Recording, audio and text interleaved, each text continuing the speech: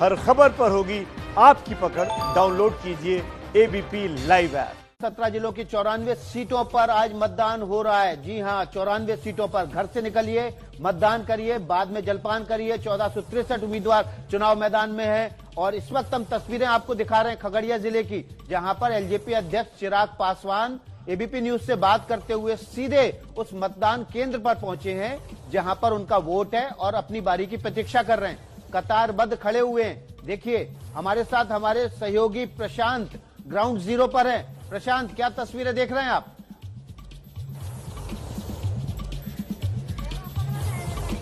जी बिल्कुल, देखिए विकास, जैसा आप बता रहे थे, चिराग पासवान अपने पैतृक गांव शहर बन्नी के पास जो एक बूथ है मध्य विद्यालय बेलाही अलौली में, वहीं मतदान करने पहुंचे हैं। और आपने बिल्कुल ठीक कहा, जब वो पहुंचे यहाँ पर तो लंबी कतार लोगों की लग चुकी थी, महिलाओं की अलग, पुरुषों की अलग। इस वक्त वो कतार में खड़े हैं अपने भाई के साथ और इंतजार कर रहे हैं अपनी बारी का कि कैसे उनकी बारी है और वो मतदान करें। इस वक्त ये मध्य विद्यालय बेलाही अलौली खगड़िया जिले में पड़ता है और उसी पर मतदान के पुराने समय से यहीं पर उनका मतदान होता आया है पूरे परिवार का, और इसलिए उनका पैतृक गांव है, लिहाजा वो यहाँ पर खड़े हैं। और यहाँ पर लंबी कतार लग गई थी पहले से ही, हालांकि वो 7 बजे के आसपास पहुंचे थे, लेकिन इंतजार अपडेट आपसे लेते रहेंगे। तो चिराग पासवान की आप तस्वीरें देख रहे हैं जहां पर वो मतदान केंद्र पर पहुंच चुके हैं और अब से कुछ ही देर बाद वो भी अपना वोट डाल देंगे। चिराग पासवान, जिनकी तस्वीरें हम लगातार एबीपी न्यूज पर आपको दिखा रहे हैं, उन्होंने वोट डाल दिया है। तस्वीरें एक बार फिर से आपके सामने हम लेकर आ रहे हैं। चिराग पासवान एलजेपी के अध्यक्ष, जिन्होंने इस चुनाव में बिहार फर्स्ट, बिहारी फर्स्ट का नारा दिया, चुनाव मैदान में उतर गए हैं, नीतीश कुमार को गरिया रहे हैं, मोदी की तारीफ कर रहे हैं हर मंच से। उनकी तस्वीरें जो सामने आई हैं वोट देने के बाद, वहां पर प्रशांत मौजूद है। प्रशांत,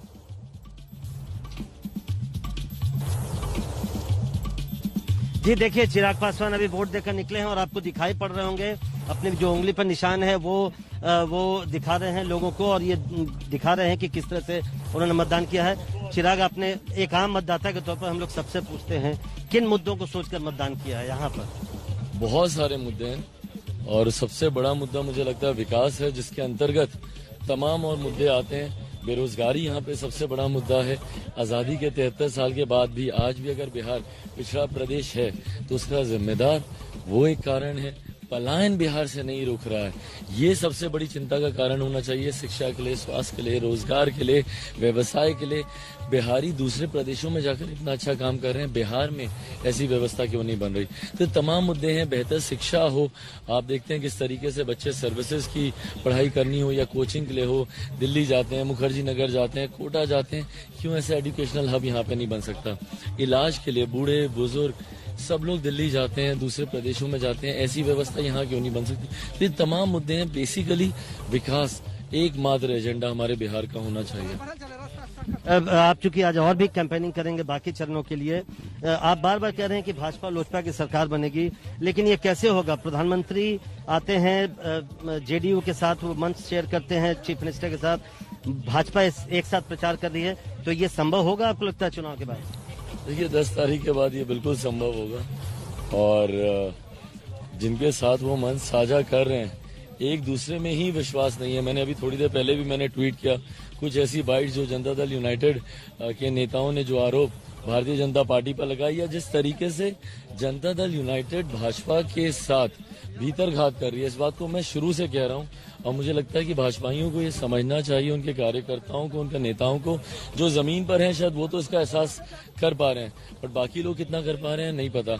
जितने भी जनता दल यूनाइटेड के लोग हैं वो भारतीय जनता पार्टी के साथ भीतरघात कर रहे हैं। इस बात को मैं निरंतरता में मैं कहता हूँ और मैं मान रहा हूँ ये जो अलायंस है भाजपा और जनता दल यूनाइटेड का, ऑनेस्ट अलायंस नहीं है, एक दूसरे में विश्वास नहीं है लोग। आखिरी सवाल मैंने पूछा पहले भी कि नीतीश कुमार कह रहे हैं तेजस्वी यादव और आपके बारे में कि आप लोगों को विरासत में मिली है राजनीति, इसलिए उसका महत्व नहीं पूछ रहे हैं, अभी आपको अनुभव की कमी है।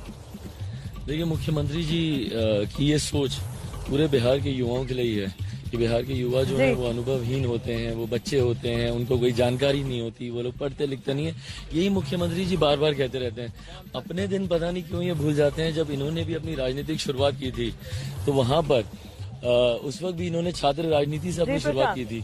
जेपी जी के साथ जब पापा भी थे साथ में, ये सब थे, लालू जी थे, तो इन सब ने छात्र राजनीति से शुरुआत की। युवा खुद थे ये लोग। आज हम युवा जब आगे बढ़ना चाहते हैं तो हम लोग को अनुभवहीन कहा जाता है, हम लोग को कहा जाता है कि भैया जानकारी नहीं है। पर आपने भी तो कभी ना कभी हम लोग की उम्र से ही शुरुआत की, तो ये कहीं ना कहीं ये विरोधाभास दिखता है कि जब आप वो सारी चीजें कर रहे थे ठीक है, हम लोग करने का प्रयास कर रहे हैं तो हम लोग गलत है। एक बार फिर से मैं कहूंगा चिराग, जरा सा आपने जो मतदान किया, तो प्रतिमा आप देख सकती हैं चिराग पासवान ने अपने जो मताधिकार का प्रयोग कर लिया है। वो काफी दूर, काफी अंदर है उनका गांव, रिमोट विलेज हम कह सकते हैं, खगड़िया से यहाँ आकर। तो हम लोग सबसे अपील यही कर रहे हैं प्रतिमा कि आप ये लोग देखिए, आप प्रशांत को देख रहे हैं जो कि चिराग पासवान से एक्सक्लूसिव बातचीत कर रहे हैं। जब वो मतदान के लिए पहुंचे तब प्रशांत उनके साथ थे। वोट के बाद सबसे पहले एबीपी न्यूज से बात की चिराग पासवान ने, और साफ तौर पर एक बार फिर से हमलावर नजर आ रहे हैं नीतीश कुमार पर।